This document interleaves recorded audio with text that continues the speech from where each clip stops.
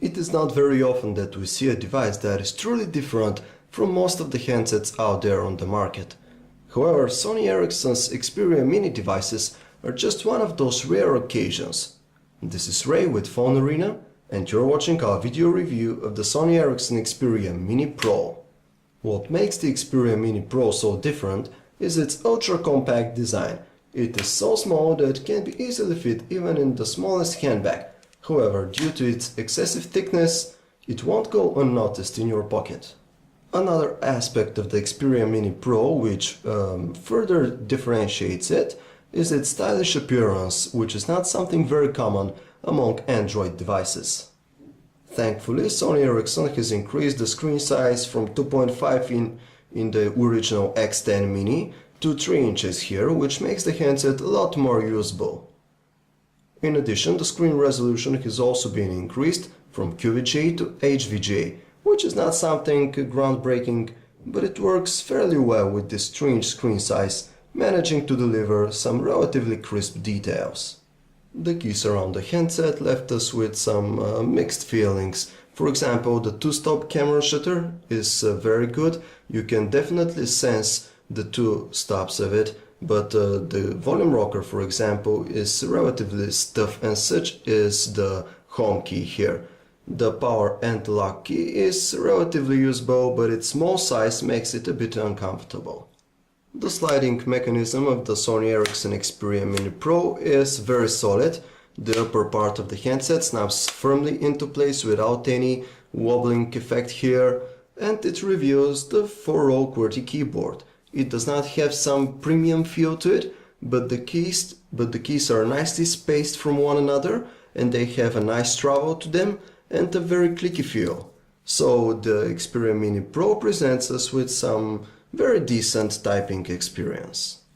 The Sony Ericsson Xperia Mini Pro is loaded with the manufacturer's custom interface over Android 2.3 Gingerbread. This is the custom interface that we first saw about a year ago with the original Xperia X10 Mini, but thankfully the company has worked to improve it in a number of ways. First of all, you can now have multiple home screen widgets. And in the 4 corners of the screen, before you could have just one shortcut, but now you can have up to 4. There is also this widget overview mode, which is very interesting because of these floating widgets, and when you shake the phone, the widgets get shaken as well. There is no practical use to that, it's just cool. And indeed, the interface is full of these little touches and animations which make it seem very playful and very pleasant to use. A notable example here is the lock screen animation. A major piece of custom software on the Xperia Mini Pro is the Timescape app, which allows you to keep track of all sorts of Twitter, Facebook updates, as well as messages and calls. But the service has also been improved to allow you to add other services that you can follow here if you happen to enjoy this interface, like Gmail, for example. We personally are not very big fans of it because once you choose a certain update and you want to see more of it, you're just sent to the mobile side of the respective service. The portrait on-screen keyboard of the Xperia Mini Pro is not the most comfortable one out there because of the small size of the keys. You know, the display is only 3 inches big, but at least the landscape option is usable. It gets the job done if you just want to input something quickly without having to go for the physical keyboard. Thanks to its 1 GHz processor, the Xperia Mini Pro has a very decent web browsing experience with full flash support. As you can see, page scrolling is relatively smooth, and so is pinch to zoom. What we like about this browser is that about the way Sony Ericsson has tweaked this browser is that you can pan the page while you're executing the pinch to zoom gesture, which makes overall navigation with this browser much easier. We also like the interface of the music player here, which is in line with the rest of the UI throughout the Xperia Mini Pro. It has these big buttons which make its operation easy, and it also has a number of other cool features like equalizer presets, and also some other settings such as the X-Loud setting, which makes the loudspeaker sound much better than it usually does.